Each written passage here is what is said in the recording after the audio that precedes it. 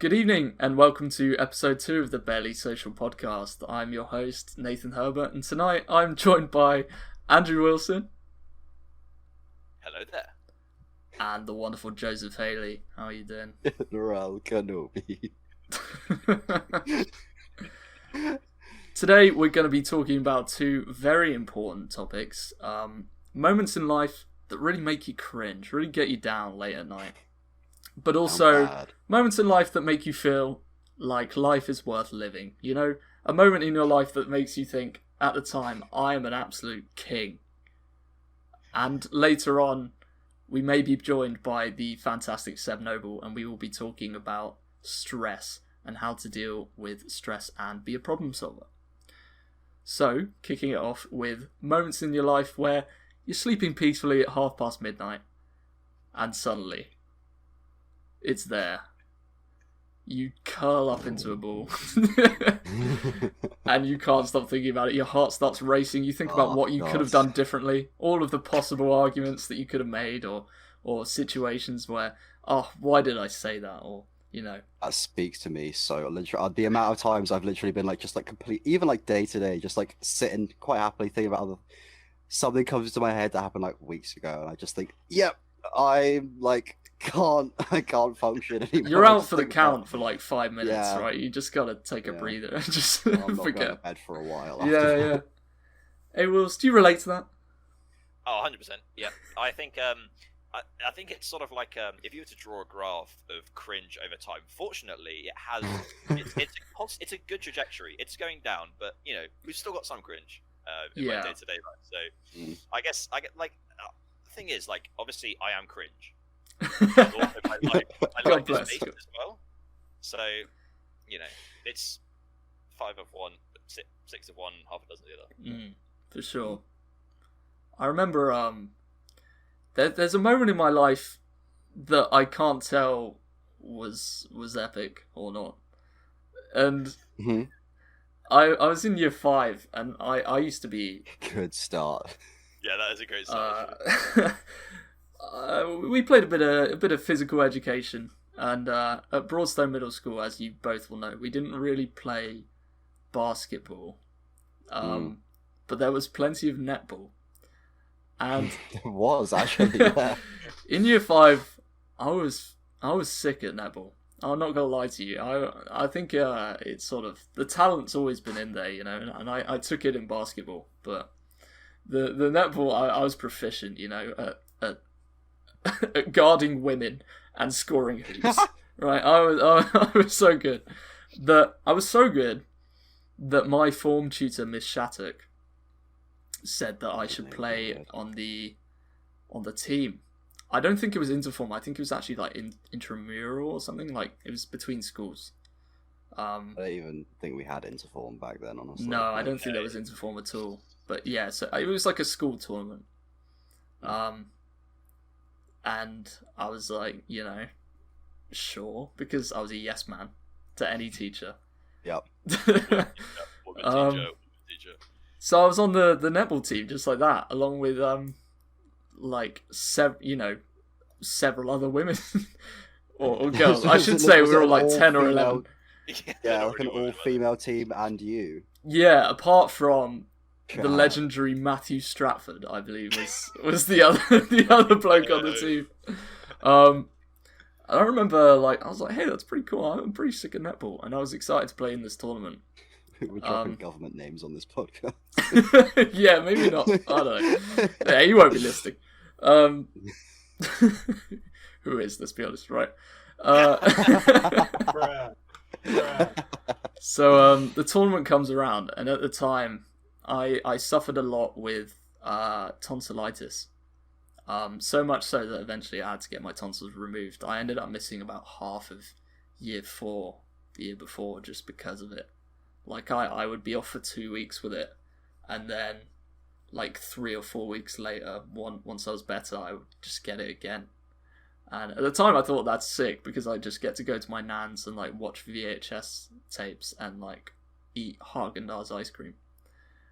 So life was pretty good, but I got tonsillitis again in year 5, or it was something. I might have had my tonsils out by then, but either way, I was ill. and the tournament came around, and I missed it because it was only on like one day, and we won it, and I missed out. Seems convenient. I mean, like, I don't know if it would have been worse if they'd lost. I mean, frankly, I don't care now. Like, it's really five seems like it's weighing on netball tournament. But at the time, I was super bummed out because I wanted to be part of that experience and to like be in the pictures and have the trophy and everything. I imagine as well, it's probably your first sort of like sporting event. Yeah, apart from like sports days that I participated in like year 4 and year 3 and stuff. Yeah, I missed out on that. And I was most importantly, I wanted the clout, right? So that the girls would tell me I'm sick at netball or something. So like very coveted. That was kind of a grey area. Like obviously it was cringe. I was playing a woman's sport. No offense, but Nathan, sports aren't gendered. Never speak to me again. I mean, if there was a men's netball team, I would feel so comfortable doing that. It's just the fact that yeah, it is very polarized sport, that one. Yeah. So it was kind of cringe, but also kind of awesome, right? In a way. Yeah. I would put that in the pretty good camp. Like if I'll we're take doing a that. Venn It's like diagram. a B tier. Oh, okay, yeah. Yeah, that's a B tier experience. Trying to think of like a real moment where I don't know. I think I'd like to start with something positive for me because that's there's like, I mean, we could be here all day thinking about moments that I've looked back on and cringe about, but I think actually what Awil said is like a pretty strong point. There's like a real like I'm starting to like wean off being like having like really cringy experiences because like all through my like sort of early and mid teens I was by nature a cringy kid, but like as I got into like 17, 18.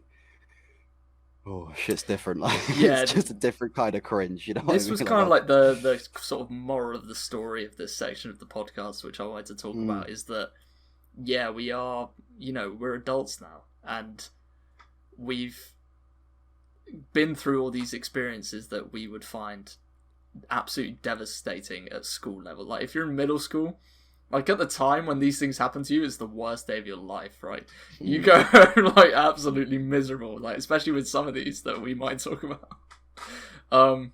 But looking back on it, it's just another experience that made you who you are, and you just become less and less cringe as you get older because there's less stakes, and you realise that no one actually remembers your most embarrassing moments, only you do. So that's so accurate. Is a lot of the things that I like, it will keep me up at night. I honestly think if I brought up to people, they'd be like, I don't even remember that happening. Yeah But I mean, one of the things that like the things I think that really sort of keep me like up at night is looking back at like times where I just think I was like not a very good boyfriend to like my ex-girlfriends, you know what I mean? And like when like if I just think like why, like there are things that you just like do now, but like looking back then you're like, why did I not know how to be in a relationship at all? Like I think it's such a weird like thing to look back on, being like so self-centered piece of, like, honestly, like there's a lot of stuff you can look back on, like I completely relate to that, where it's like I could have, like, why didn't you just reply on Snapchat instead of spending 3 hours playing video games and forgetting about it? Or like on that, I'd still do that. So we like talk on Snapchat and I'd type out the reply, but I wouldn't hit send, and then I'd put my phone down thinking I'd sent it, and then 3 hours later I realised I just left my girlfriend unopened for like 4 hours. Yeah, and then they'd probably gone to bed at that. They'd probably gone to bed, and then they'd gone to bed thinking what they did wrong. Yeah. So yeah, moments like that really weren't great, but we know that not to do that kind of stuff now, obviously. Yeah, it's just sort of like, I think a lot of it's just like being careful and just like keeping a part of your mind thinking about like other people has helped me avoid a lot of that kind of thing, and also like hesitating for a moment before I do a lot of things, because if I had like no self-awareness, I'd still do half that shit now, but like Yeah. learning from my mistakes and thinking like, okay, let's just take a step back for a moment. Is this a good idea? You Like, really I develop a reflect well on filter, this. don't you? Like, yeah, especially I think when people start, I don't know, a lot of it, yeah, you develop a filter in general. People, I mean, I've said a lot of stuff that I've maybe not meant or just not thought about. I mean, I can't name a specific moment, but I know that just growing up, I've maybe said some stuff that's like hurt someone's feelings when I didn't mean to, or just literally blurting it out of your mouth. And that kind of empathy that you can have for that person that you hurt or whatever really can develop a filter for you. I think about. I've actually, this is a talking point I have for later, but it's relevant to that. But I think about like people that I like hurt in middle school literally every day. Think about that shit all the time, and that like really like shapes who I am now. Like to see like how I've treated people and be like, well, I didn't feel good about that, and they certainly didn't. I don't want to be that kind of person. So changing like your trajectory in your life in that kind of way is like, that's cringe. Being mean to kids in school is cringe. That is cringe. That is cringe. Yeah. I mean, yeah, I've kind of. I don't think I've actually managed to say something about my life that was positive. I just It's like, yes, I'm pretty cringe, and I hate all my decisions since I was. I was like, yeah, I should really start something positive because I don't want to get into all that. Then immediately did exactly that. Yeah. Let's hey Wills, why don't you tell us a couple stories while yeah, sure. Yeah, well, I thought, even though before the podcast I was saying how, or what as Joe was saying, sort of the trajectory is a negative trajectory, i.e. good. I had a cringe encounter only 3 weeks ago. This was on the 12th of April. So shops and stuff had just opened, pubs had opened. It was like sort of the half reopening. So I wanted to go to WH Smith to pick up some stationery items. Never been to WH Smith in Loughborough, so I needed to pick up something specific. Anyway, so I've never been to it in Loughborough, and it's in like a shopping centre, but it's not. I guess you wouldn't call it a shopping centre. It's kind of like a court type shopping centre. So it's only like a few shops inside, and I've never been in there. I don't think before, or if I have, it's only like been to like one of the ones on this side. So I put it in Google Maps. I was like, oh, it's here. I come to the shopping centre entrance. I'm going in the side entrance, not the main entrance. So I come to the entrance and I see there's a queue going in, and it's an indoor shopping centre. So I'm thinking, right, like it makes sense that there's sort of a capacity to a shopping centre. I mean, it's the 12th of April. Everyone's going to be buying their stuff. Like it's quite likely there'll be a queue to the shopping centre. So I see this queue. It's going to the shopping centre. I was like, right, I'll join it. So I sort of, I join the queue. And, I sort of look at everyone in the queue, and it's like it looks like all right, and everyone, no one's giving me any looks. And then like some people start giving me looks, and I'm like, okay. And then like I see people walking into the shopping centre. So I'm thinking, what's going on here? Like, get the back of your queue, mate. Skipped. Yeah, you pushed exactly. in. This guy's pushed into me. Anyway, so and I see more and more people going. So I think I'll do a bit of investigating. So this has sort of been like 3 or 4 minutes now. I've been in the queue. So I think, all right, I'll walk and buy these guys. Turns out I was queuing for a nail salon. Yeah. Yes, queen. Let's go. But it's just like the queue was like girls and guys. It was girls who had unfortunately brought along their poor little boyfriends. They're like, yeah, fine, I'll go. Yeah, that's what put me off. Like, if it was all women, I'd be like, all right, well, this is obviously like. This is obviously like a different. Yeah. So I just like, I'm like, fuck. And I made sure to leave out of a different exit when I because I didn't want to walk past those people again. So that was definitely a cringe moment recently, but no one knows about it until today. Exactly. My mum, because I had a call with her later that day. Yeah, you gotta share some good banter to share. There's always moments like that where you make a perfectly innocent mistake, and instead of just like walking it off, let me say an example. Like in first year, I was looking for this. We have the main campus, Highfield campus, but then there's a smaller one for like, it's more like history and kind of philosophy kind of stuff. They have a little smaller, kind of separate campus called Avenue Campus, and I'd never been there before, and I had like my first lecture there, and I walked right past the entrance, and once I'd walked past it, I realised I'd walked past the entrance, and instead of just turning around like a normal person, you've probably done this. I pulled out my phone and like pretended I was taking a call. And I was like, "Oh yeah, you're right, mate. Oh, is it that way? All right, mate. Yeah, cheers." And then like put my phone down and turn around and go back in. Like I can't just like do a fucking U-turn like a normal human being. I have to. I've done that a dozen times in the last month.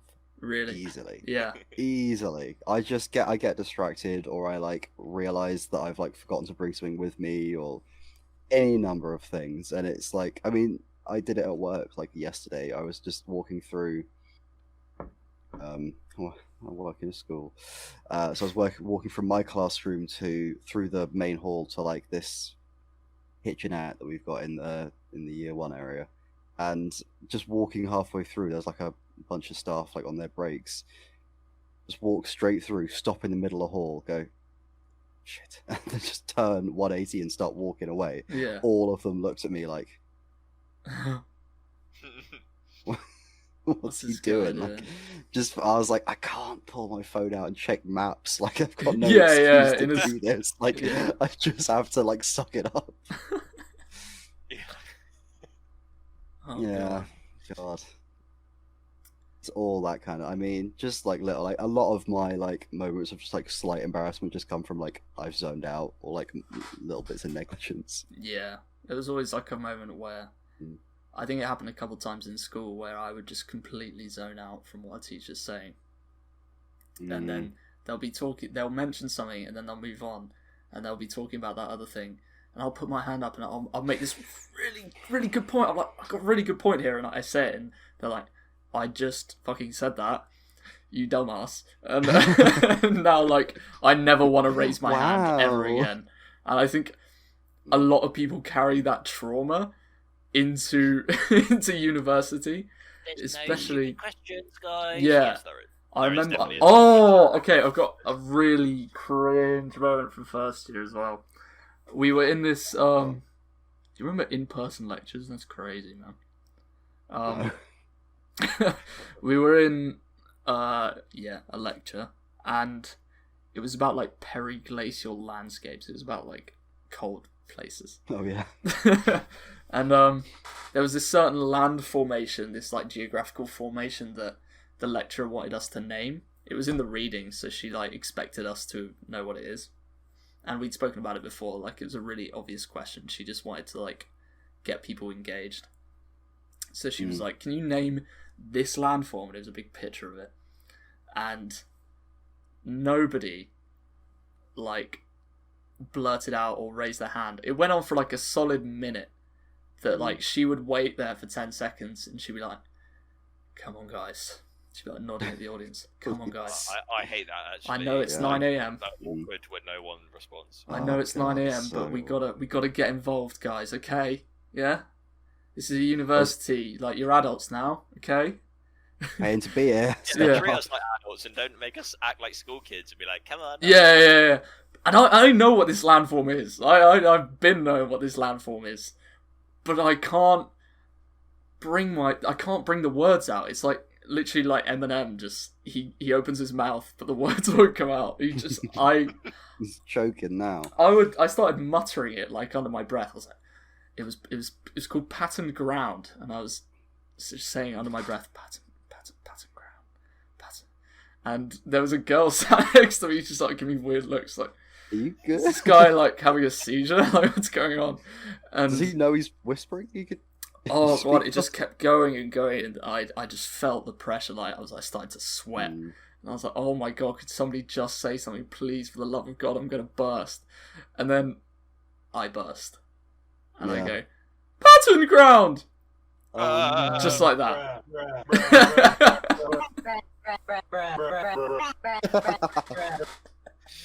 Oh no. Oh, the voice breaks. Oh, There's no eruption of laughter or anything, you know, it's not like a movie, but you Yeah. can see a couple people. I just looked across the hall and just see a couple people just getting a real kick out of that. And yeah. oh god, just I've not had a voice sweaty break palms. like the moment in a long time. It I've had only a lot happens. of I've had a lot of lectures where I'm especially over last semester I had a module, and I mean literally every single seminar, because it's just seminars every week. Every single seminar, pretty much, I answered like every single question. I like, became that person. Yeah. 7 over like a semester, because no one wants to talk, and I get that. Like, I mean, half of them will probably just like open the lecture and then like leave the room and do some other shit. But like, Jesus Christ, you are actually paying to be there. It's embarrassing. You feel like the You smartest gotta person step in the up. room. Yeah. Like, Yeah. yeah, just any seminar or anything like that, people ask questions.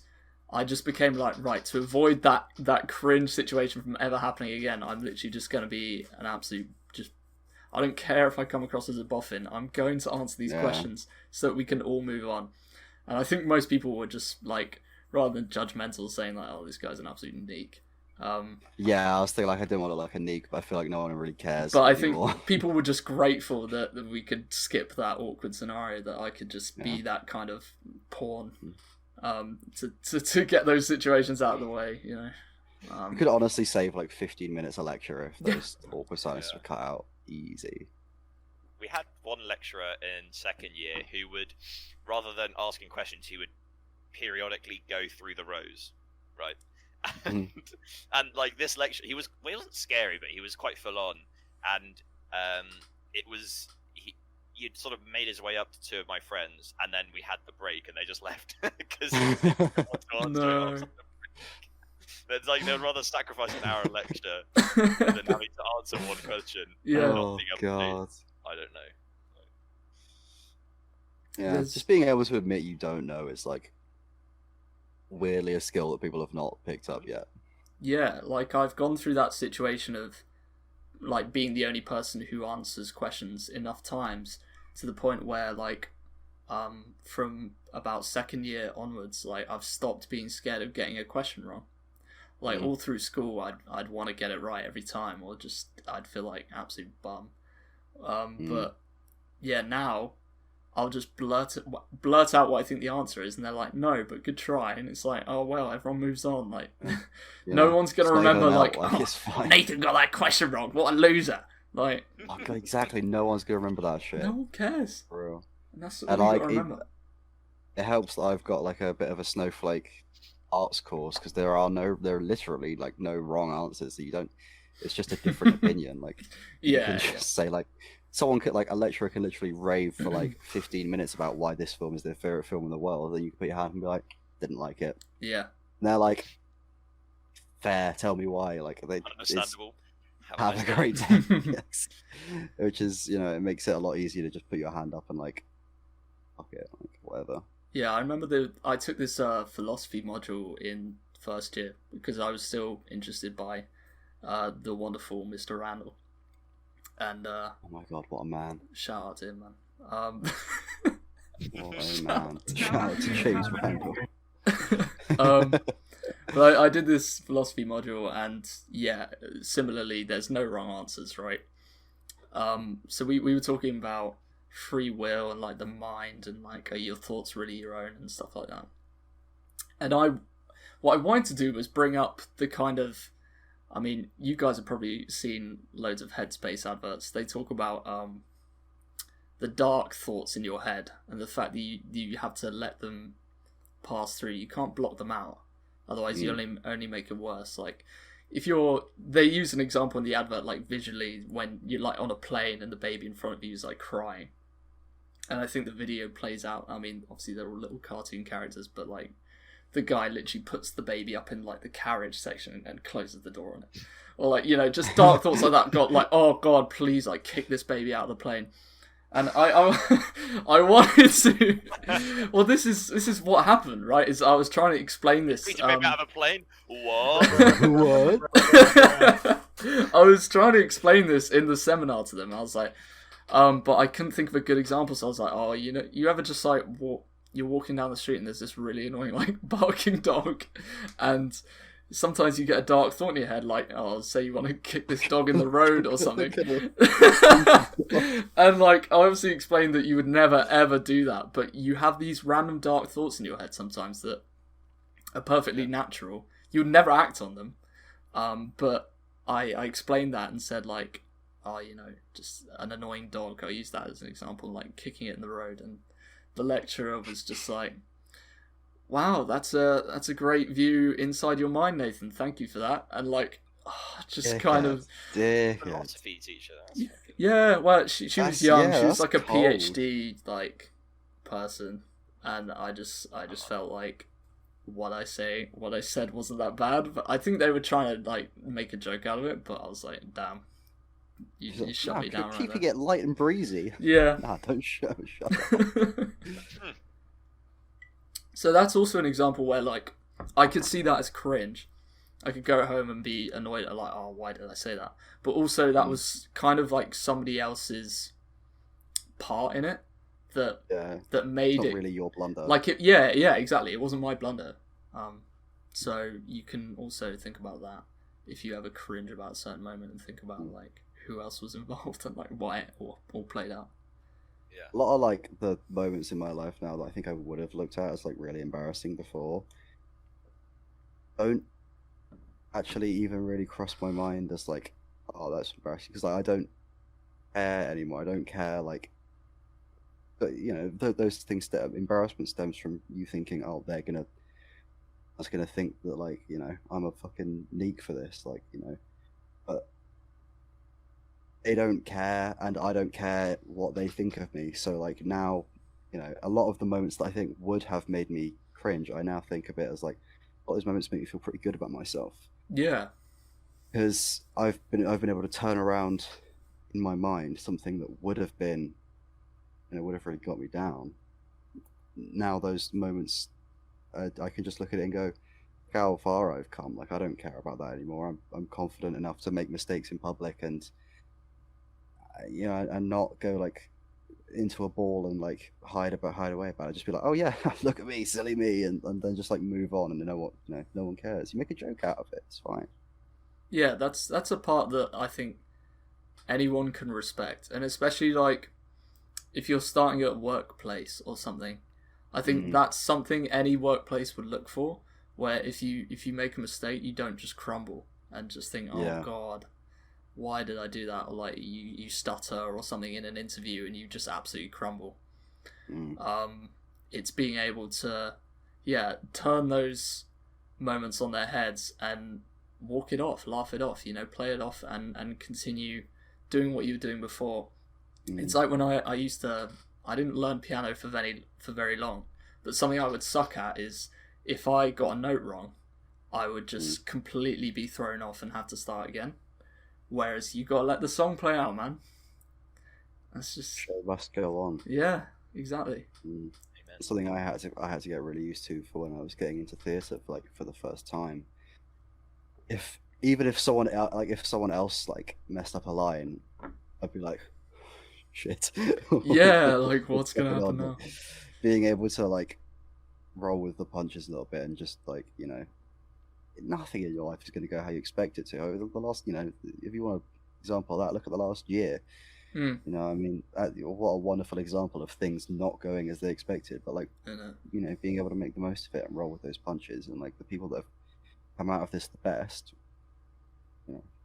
like not broadly speaking, but like in quite like a narrow like frame of mind, the people that have come out of this the best are the people that can make the most of like this time, because obviously some people just can't do that, financial this, that and the other, but like for people who are fairly comfortable and secure like us, like for some people that will just like sit back and be like, I don't know what I'm doing, and there will be some people that are like, this is free time for me, I'm gonna I didn't want this to happen and I wasn't prepared for it, and I'm gonna roll with it. Like this year had I'm supposed to be at uni this year, and I'm not. I'm taking one module, and I'm going back to do my third year next year. And for like a couple of weeks to a month, I had had me down bad. I didn't know what to do with myself because I was a little bit like, this has fucked my whole life plan up. I'm a year behind schedule for the rest of my life. But like, now I can drive, or at least I will be able to in like a couple of weeks, and I've got a career. Like I'm earning pension. Like It's huge. it's like, and you'd never be able to do that if this didn't come around, and that's being able to roll with a punch, and that is perhaps the most valuable skill there is. It's certainly like top 3 in my mind. Like to be able to be dealt a bad hand and still play.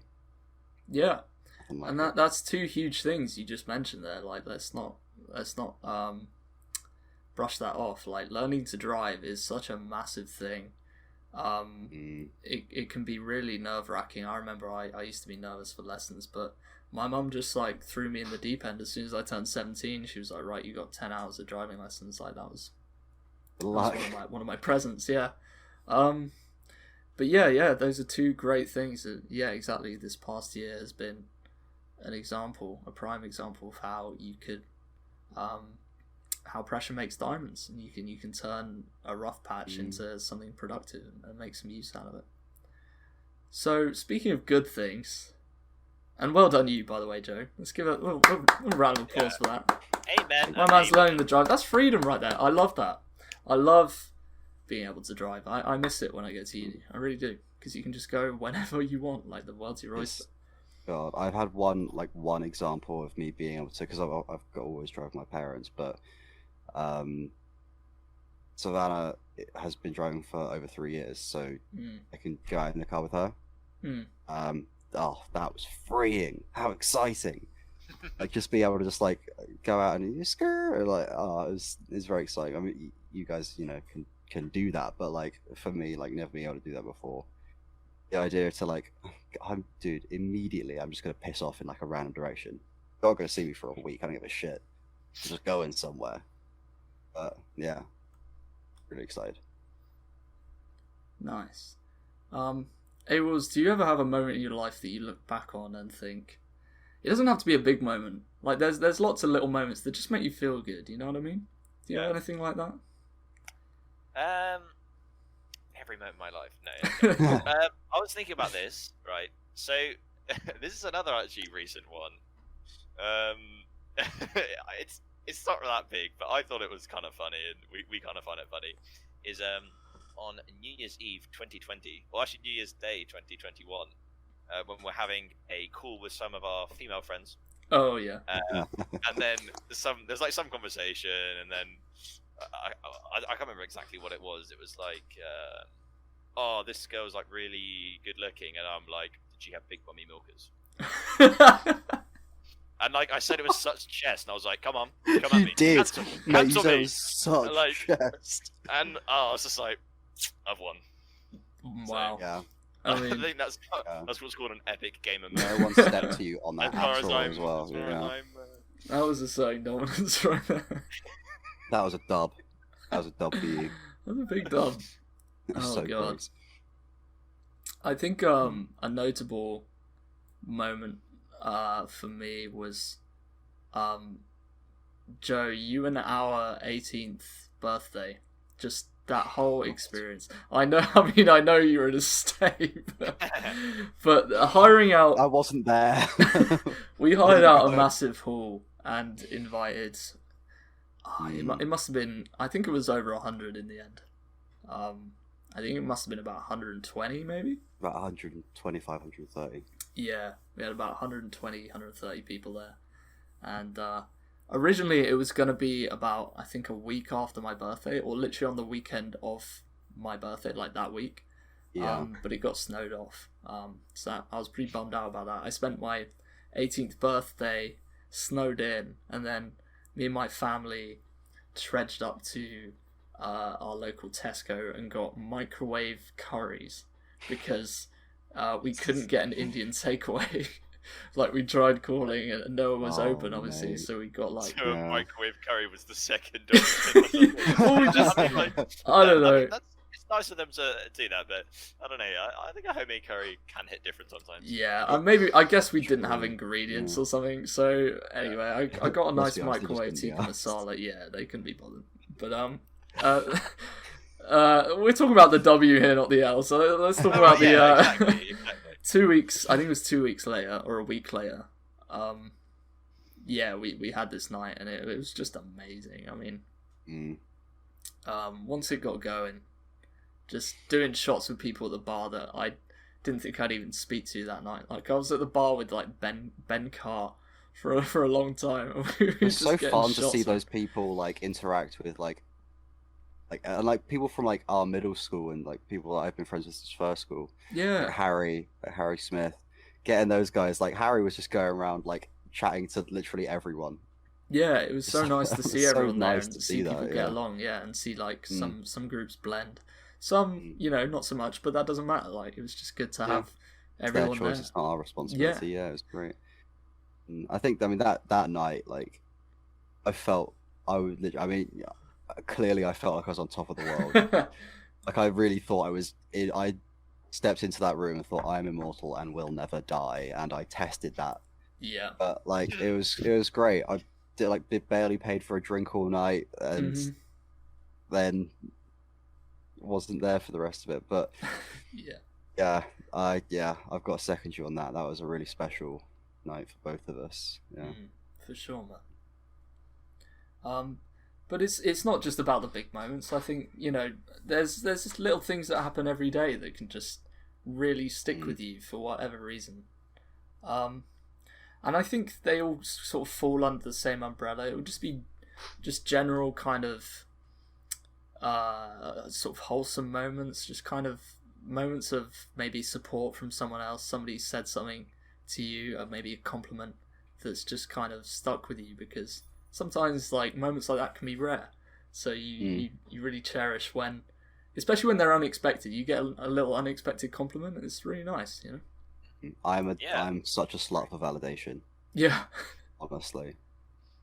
I think we don't get a lot of attention as okay.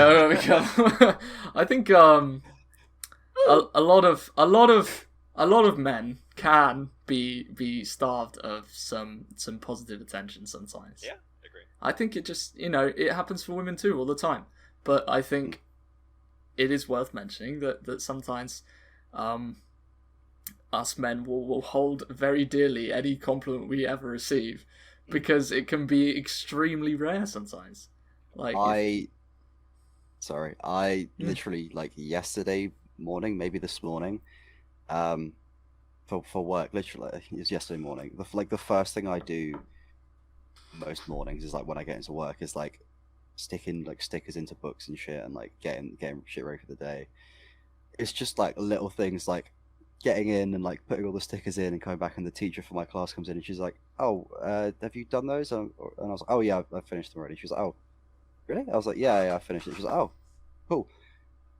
And like, there's no, she didn't say, "Oh, well done, nice job," but there was just like a thing there. Like, I know that she's thinking, "Oh, that's good. He's done good."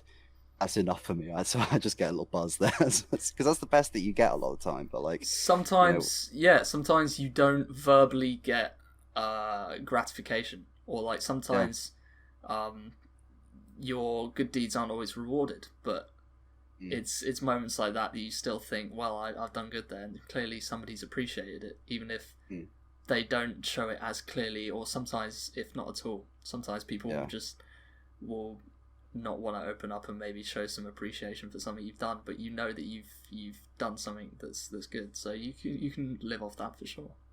Yeah, absolutely. I don't think people realize like how valuable like just like a comment is on the street or anything like that. Like I have this fish and chip shop at the end of my road, and it's so wholesome. Like every time I walk by, I get a little wave. And it just makes me smile, man. It's just like they didn't need to do that, and it just makes me like feel like they're not my friends, but like, well, they're my comrades. Yeah. There's like things like that, and it's like it's nice. It's a little kind of community feeling. Yeah, shit like being nice to like a waiter is like, I mean, whenever I'm working, like when my pub is actually open, like when I'm working there, like if someone just like is like, no, not at the moment. If they're like super friendly, someone's like friendly, or they like crack a joke, or like anything like that. Like if they say like, "Oh, nice job on that," it's so rare, but oh, it's honestly, I would mainline that. I should put that into my veins. Like it's so nice, and like that's why like knowing how nice that is. If I like see like a waiter or like someone like I'll compliment them on their service, or like thank them, or like crack a little joke with them if they're like if they look like they're under a lot of stress. Like it takes like no effort whatsoever. It's super easy to do, and like what do you do? You're just sat there like waiting for your food or whatever. But that kind of shit can like really make someone's day, especially if they're having a bad day. Like that's super sure. important, I think.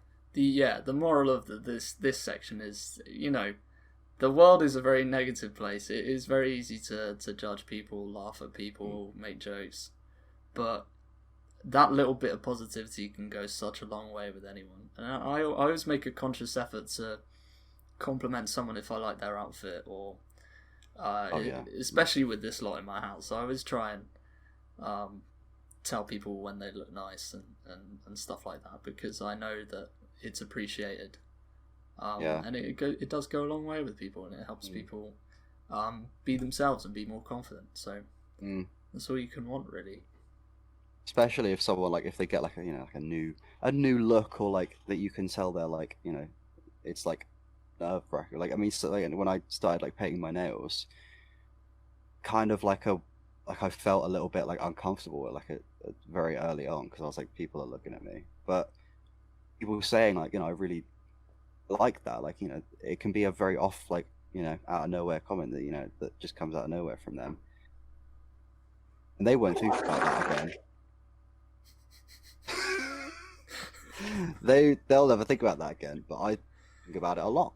Yeah. It makes me feel really good about myself. So spread love. Exactly. Amen. Right, I think on that note, we're going to take a quick break, and then hopefully we may be back with Noble for dealing with stress and being a problem solver. Hello everyone, and welcome back to part 2 of the Barely Social podcast. Unfortunately, Seb Noble is not able to join us for part 2, but I'm sure he'll be back next week if we can sort that. Unfortunately, Tom Jenkins from YouTube is really happy right now. Some things are just more important, and for Baz, some things are more important. It's just he's just grooming his dog. That's what he's doing right now. He's grooming his dog, and he said, Shampoo, "I can't talk brushing. about important issues right now.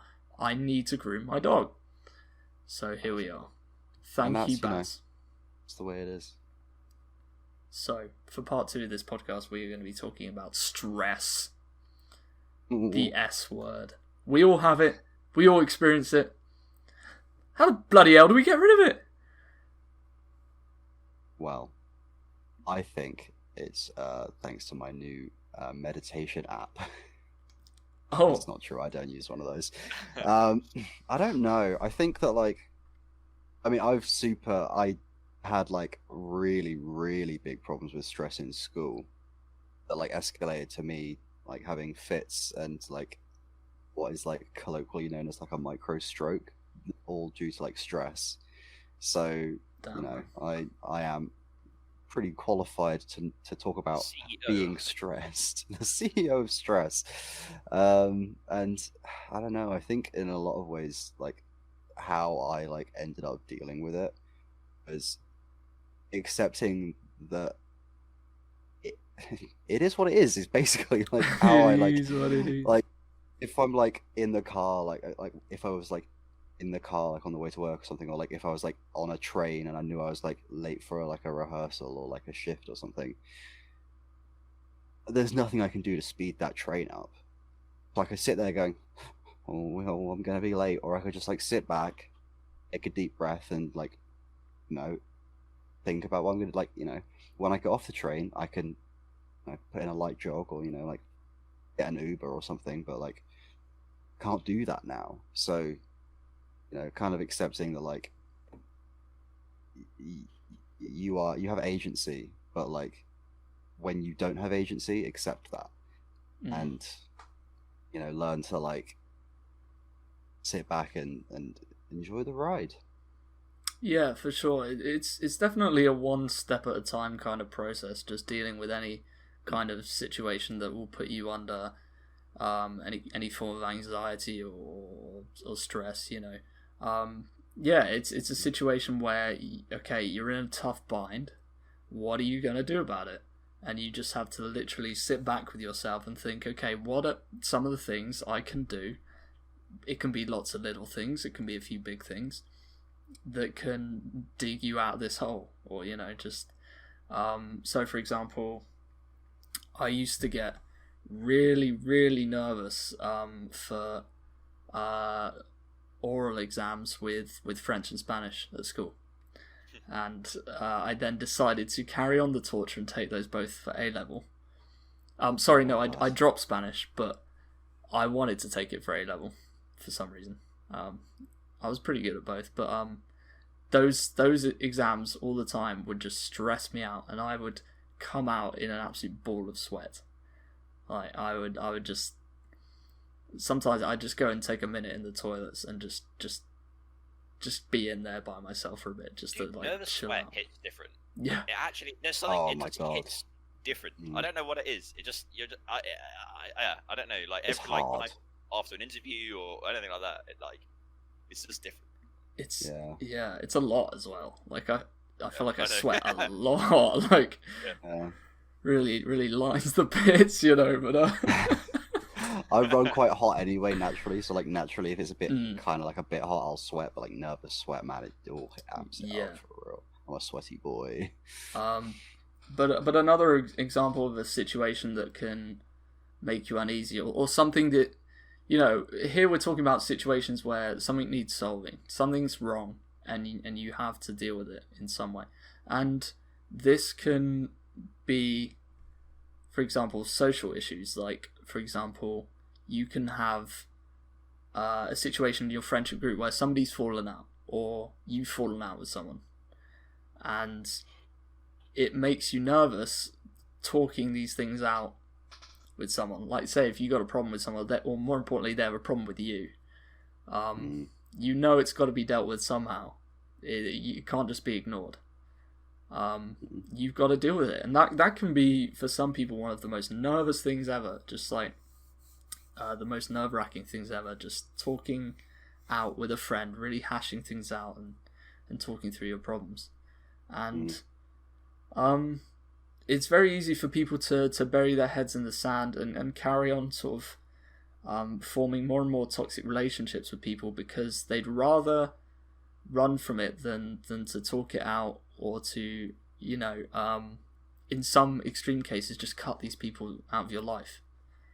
And something that I've always done to deal with that situation is I do cut people out of my life sometimes if they really like. I don't like giving up on people. I never have, and I always do what I can before you reach that last resort where you think, okay, there is no saving this. I just need to move on and not really associate myself with this person anymore. And those decisions are hard, but I used to do it. It started just sort of happening every couple of years. I would sort of just do like a cleanse, if you will, of people in my life that would bring me down. I would just think to myself, right, I gotta do something about this. And it doesn't end well a lot. It never tends to end well. You can have an argument with someone, you're talking about your problems. It's not always a happy ending where you both end up apologising to each other and you're the best of friends. I mean, hopefully in most cases we're all mature enough. I'm sure if we ever had a problem between any of us, I mean not just us three but anyone else in our group, that we could talk it out and be mature, and it would never end in something as extreme as not speaking to that person ever again. But sometimes those relationships you form with people aren't that strong, especially like if you go to uni. there can be groups sometimes which are just toxic. And you can wait till the end of your last year at uni and just kind of move on and hide from those people for the rest of your life. Or you can bring it up and you can talk about it. You can get it solved so that it never haunts you again. Because it really looms over you if someone's got a problem with you, or you feel like, you know, someone's got beef that hasn't been hashed out. You have to speak with that person and just lay it all out.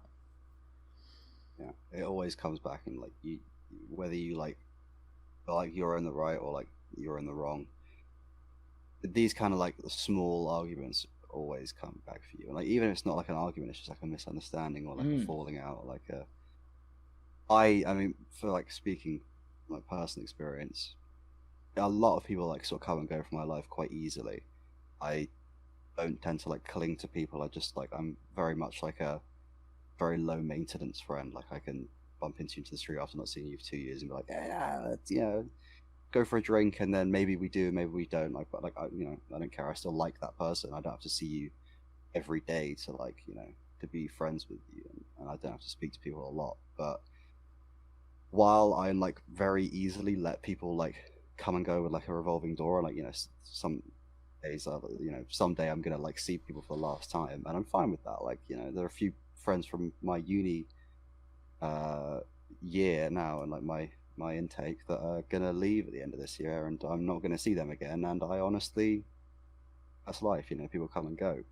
But if I have like fallen out with someone, there's something in I just can't let it go, because I really need people to like me. It's a character flaw, but like I have to, like, I cannot stand people like, because I've in my head I'm a little bit like, no, I'm great. I am great. Please please like me. Like I can't have people like, I don't know. I just can't. It doesn't sit well with me, and I have to like convince someone that like I'm a nice person before I can let them go. Yeah, because like, it makes you been, check like, yourself, right? Oh yeah, I mean, it makes me like, if I know there's someone out there that doesn't think I'm a nice person, or this, that, the other, or like doesn't like me, I think there's always this part of my mind that's like, maybe that's a valid like criticism, and that does lead me into like, I mean, there are friends, like friend groups that like Nathan and I hang out with together for a long, long time, when we were sort of mid-teens, and when I was in like a pretty bad place like mentally, and after like some like weird like interactions, I don't speak to them anymore, and they like don't speak to me, and I'm like, it's still like, I don't think about it much anymore. I never think about it, but like whenever like I'm like scrolling through like my Instagram feed and I'll see like one of their profiles, I always do think like, fuck, I wish I could like see them and like have a conversation with them and be like, look, I'm not like a I'm a stable, healthy, like friendly person. But you know, and those are the kind of things that I feel like you gotta let, I've got to let that go one day, because I'm probably never going to hang out with those people again.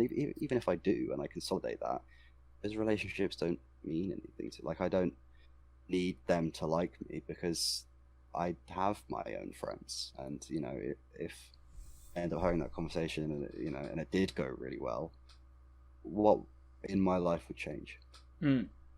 But like, you know, that's me thinking like, I think this leads back into the first half of this podcast perfectly, where we spoke about how only you remember your like most embarrassing moments, and I think for a lot of things like that, people would either not care anymore or just have forgotten about moments like that, where you think, yeah, oh, they that person don't remember that. yeah, or they just Yeah. moved on and like it doesn't matter anymore. And if you saw them on the street, like things would be great, and you just kind of have to sort of have that faith that, okay, if you see this person again, like if you make an effort, I'm sure they'll reciprocate it, you know. Even if it's just, you know, a quick conversation in the street, it doesn't have to be anything more than that. Just people let go of things, you know. That's a testament to like, as far as I've come in my life, to like me be able to say like half an hour ago, me being like, I don't focus on these things anymore, this, that, and the other. there's still things I hold on to, Mm. but like that's we're all a work in progress, and you just because I still hold on to those, to like little things here and there, doesn't mean I've not like come a long way, and don't like you got to remember not to like let yourself get bogged down in little things to like that you. I mean, that's the point I kind of made last week was like you are doing great. You're doing great. You're moving in the right direction. Don't Thank you. let like little things bog you down. Yeah. Yeah, precisely, man. Yeah. Hey, Wills, are you do your assignments at the last minute kind of guy, or are you normal? I am, as the term would say, I would say I am moderately normal. Really? Yeah, I think, I guess because I'm not really in a, well, I mean, my course isn't really an assignment course anyway. It's sort of all kind of exams. So, I guess I think it is really hard though. Like when you've got a deadline that's so far in the future. Like I had a coursework, like a sort of an online test coursework that they basically just gave us these questions and we had to answer them over a month, and I ended up doing them on the last day. Mm. But that's but it's because I knew I could. So Yeah. in some ways I am, in some ways I'm not. What about you, Nathan? It's a bad habit, but I think if you don't get punished for something, why do it different? Like if it ain't broke, don't fix it. Don't fix it. And if you can leave things towards the late end, not last minute. My parents might be listening, but hey, Mom. if you can leave things towards the late end and still give it your best effort and see results, then there's no harm in it. I'm very much a pressure makes diamonds kind of person, and sure there are things where I will plan and I will do things in advance, especially if I'm interested in it. Of course, you would do that. Like for example, for my dissertation, I mean, we started back in July last year, and I had already started doing my reading over the summer. And sure, that they expect you to do certain things by certain points, so they would expect you to do all of your reading over the summer and sort of started writing it by like October. I hadn't started writing it, but throughout that whole process, I knew exactly in my head how sort of the storyline of the dissertation, how it was going to go. So I never, for a minute, felt kind of lost, like I was making things up as I was going along. I had a plan in my head about how the whole thing would play out, and I just wrote it accordingly, I guess. So I suppose dealing with sort of assignment stress and stuff like that is, if you know how something might play out, plan it. And if it's, say, you get an essay that you know a lot about, and the thing about any kind of literary writing is literature writing. 朋友是一个接线。 I know I'm waffling, but any kind of essay or anything like that, there has to be a certain storyline, and you sort of end with a kind of a call to action. You talk about any missing research and stuff, and there's always a kind of a slight agenda to your writing, and if you know in your head kind of how the story's going to play out, then you can just plan accordingly and not have to worry so much about like the message of like the grand theme of what you're writing about, I suppose. I definitely like relate a lot with like diamonds are forged on the pro. Like most of my best work has been done under some frankly ludicrous circumstances. Like, I mean, all of my semester 1, year 2 work was like, literally every module. I didn't do shit for like a whole like 10, 11 weeks. And then like the last there was for like a 4-day period where I slept for like 3 hours and I ate like 2 meals because I also had no money. And it was literally just like in an editing suite for like 7 hours, and then I'd like go to work for like 4 hours, go to a lecture, like run a performing arts society session, and like be like in the editing suite like in between all these like times. And I don't really drink I don't drink tea or coffee. I don't really drink Coke unless it's with alcohol. Like I don't drink caffeine. Um, so like just go like literally just like powering through on like pure stress alone. And like I'd like leave campus, the editing suite in campus, to like walk to a house party, stay there for like a couple hours, and then come back at like 3 a.m. back to like the editing suite. Like 3 hours that I slept was on the floor of the editing suite. I got woken up by a lecturer who was like, Jeez. "You okay, buddy?" Like, Wow. but it's just, and you know, I did some great work from that. There's some like I wrote one of my favorite scripts that got made into a film that was like reviewed by like a YouTube channel in Australia. I wrote the script for that film between the hours of like 11 p.m. to 6 a.m. Mm. Just wrote it like in a whole like, and it was like the day before the deadline. There's another screenwriting module. It was like 2 a.m. on the day of submission for a 9 a.m. lecture, and I still had an empty page, gave up, started like browsing through like YouTube, found like I saw a picture of like a painting, and I was like, damn, that painting is awesome. And then it inspired me to like write a script on like a painting in like 4 in the morning. Mm. And like, you know, it's like I kind of can't work unless like there's like a thing in the back of my head going like, this is life or death. Yeah. Do this now. There's a great Stress TED is like talk. a really big thing in my life for that. Yeah, there's a great TED talk about this. Just like procrastination. I can't remember who it's by, but this guy talks about he's a massive procrastinator, similar to I guess us in this sense, and he talks about having a monkey in his brain, and he calls it the instant gratification monkey, and when there's no kind of urgency or anything for an assignment, you'll get a deadline that's like 5 months in advance, and this monkey will just take the steering wheel of your brain and literally just like, right, YouTube, let's watch like 50 30-second clips of like funny moments, or just, you know, just anything that will give you like that instant gratification of like, okay, I've achieved the task. Like, open up Instagram, scroll through, okay, story, meme, like the meme, send to group chat. Just all of this stuff where your brain just goes on autopilot, and it's like, okay, gratification, and you never think of it as gratification, like you're rewarding your brain, but that is like subconsciously what you're doing. And then, you know, this monkey will keep control of the steering wheel until what the TED Talk guy said was the panic monster wakes up in your head. And he illustrated it as this big fuzzy ball, like something out of Mr. Men, that just wakes up, this absolute beast, and it's the only thing that gets the monkey off the wheel. And like this is exactly what we're talking about here, is that you'll be just addicted to that instant kind of gratification where like, oh, I could do this task that would take, you know, weeks of work, or I could open up YouTube or Instagram or Snapchat and just fill out these mundane but like interesting daily things that we waste our time doing.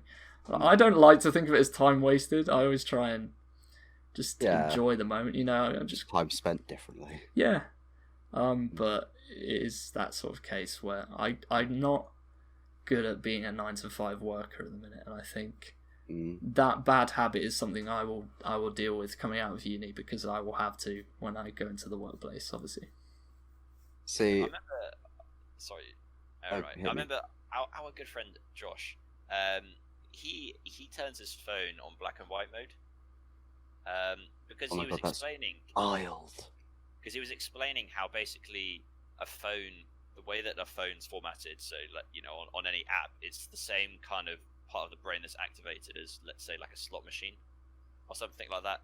You know, sort of the thing that like YouTube or something like that keeps you kind of going. And so he turns it on black and white so that that's not triggered, and that he bright colours. Wow. Yeah. Really. Which is quite interesting, actually. Well, I remember back when he had the iPhone 6S, it would always be in, which he somehow held on to for 6 years, which is quite impressive, actually. I've still got 6S. Let's go! Let's go. Right, okay, well, there we go. But yeah. I think it's the 6 Plus, actually, like the huge one. Oh, the thick boy. Yeah. Yeah, but no, I agree that there's also different levels of procrastination as well. Like I always used to be, like when I was younger and be epic gaming all the time, and like I wasn't too and in hindsight, I don't think it was a problem because it's better if I'm not doing that, then I'm just going to be like pissing about, like watching TV, watching Netflix, and, like just get out your system. Yeah. I'm like super. I mean, I like while I was, because speaking of like monkeys and like self-help medium, I while I was in therapy when I was like 17, I was reading this book alongside it, this self-help book called The Chimp Paradox by a Professor Steve Peters, I think. Published 2012. You're welcome. Book recommendation. Seriously, I genuinely would recommend it. It did a lot for me. Like that paired with therapy, like any kind of like thing when we talk about like stress or like anxiety or anything, I'll always link it back to I'm a big advocate for like therapy. That did a lot of things. I can still use those techniques now. Amazing. And this book as well was talking about this chimp in your head that like it fogs you up, like, and it's genuinely reading that book helps you like understand what the process is that you find your mind getting caught in, that just like starts to like you sort of runs away with you a little bit. But I'm so easily distracted. I literally like bright lights, pretty colors, like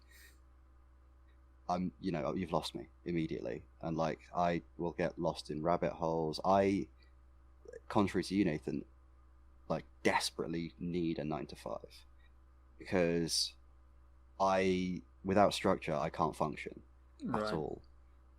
I can't like if I don't have like even if it's like sort of like 0-hour contract, like shifts wherever, like here, there, and everywhere, isn't very good for me. And like not having anything to do is terrible for me because I won't get out of bed. I'll just like, lie in bed. Like I'll like lie in a dark room, or I'll like have like flashing lights everywhere. There's like no in between. Need to be up at the same time every day, working like so that I'm like focused all the time. Because if there's any chance that like I'm not using all my attention for the thing that I'm doing, I'm somewhere else. Yeah, I can't focus at all. So I like me to be like healthy and happy, I need quite a rigid structure. No, for sure. I think I do need that kind of routine. And I try to implement a routine into my day where I'll always go to the gym at like 3:00 in the afternoon before dinner, because I always get back about 5 and then I have time to shower. Thank you. Gym lad. And then I can eat at like 6 and then spend the evening either relaxing or doing an assignment, whatever's more important to me at that moment. But yeah, mornings have always been a write-off for me for like the past couple of years. Like, unless I have somewhere that I have to be, like if we go on a field trip, or like when we had a week in Tenerife where we'd have to get up at like 7:30 for the breakfast in the canteen, and then you have to be out the door at 9 on the coaches, and stuff like that. When I have a job and I get back into that, I think I'll be absolutely fine, and I'll need that. It's just because I have the choice not to do it that I've fallen into this kind of relaxing bubble of just getting up whenever I want, kind of me being the boss of when my day starts. And while that's a very relaxing thing for me, it's not a good thing. So for sure, I think when I eventually get a job, I'll have to adjust. But I think I'll adjust quite quickly, because I've never had a problem with getting up early, even if I hate it. Like, I've never been late to school ever or anything like that. I think I was always quite good with that. Nerd. So no, it's noticeable how, like, for me, because I'm basically for my project that I'm doing this year, I'm scheduling in my own labs.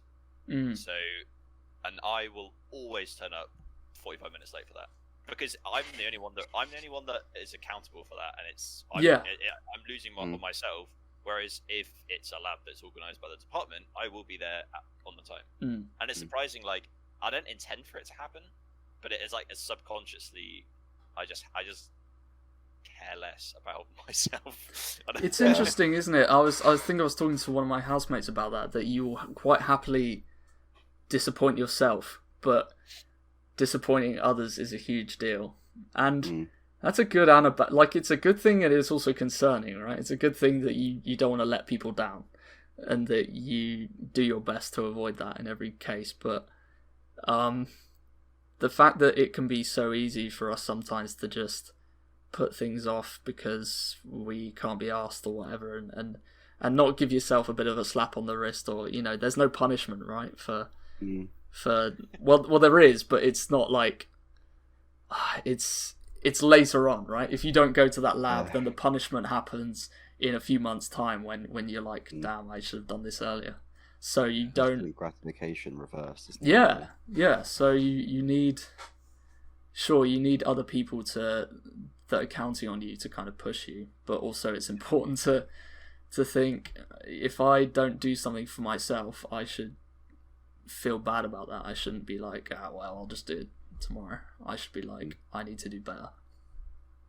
It's surprising, like, now that I have a lab partner to do my stuff with, is that I'm just more punctual. Yeah. And again, it's completely subconscious. Like, I'm not waking up and being like, oh, it's just me, I can, you know. Yeah, no one actively thinks that, yeah. But somehow I just become more punctual because someone's relying on me. It's the same with the gym. If you go with someone, you just end up trying harder, doing more sets, staying longer. Yeah. You know, you just work harder when someone else is kind of keeping the pace. It's like when I used to do park runs on Saturday morning, like at 9 a.m. You'd have up to 1,000 people down there doing the 5K, and you always have that person in front of you setting the pace. And if you run by yourself, I mean, it's a grueling task. I mean, you can just give up at any point if you want to. So it's easier to think, okay, I'm going to slow down here, like, but you don't have someone in front of you or behind you or both to kind of push you. So I think it's always good to, if you're working, to be surrounded by other people who will push you. Anyway, I think that will conclude this part of the podcast and this week's session. Thank you for listening if you've made it all the way to the end. Be sure to check out the Instagram or follow our socials if you haven't. And we'll look forward to... What are the Instagram handles? Well, I believe you can follow us at Barely Social Podcast. You can follow myself at Nathan X Herbert on Instagram. They will be on screen if you're watching on YouTube. And you can follow Andy at Andy.Wilson and Joe at Joe FB Haley. But yes, hopefully we'll see you with Seb Noble as our fourth man back next week, talking about something else interesting for you guys. We're going to talk about how TikTok has essentially killed music. And let's go. And we're also going to be talking about, can people change? And a little bit about love for you guys. Catch you next week. Stay safe.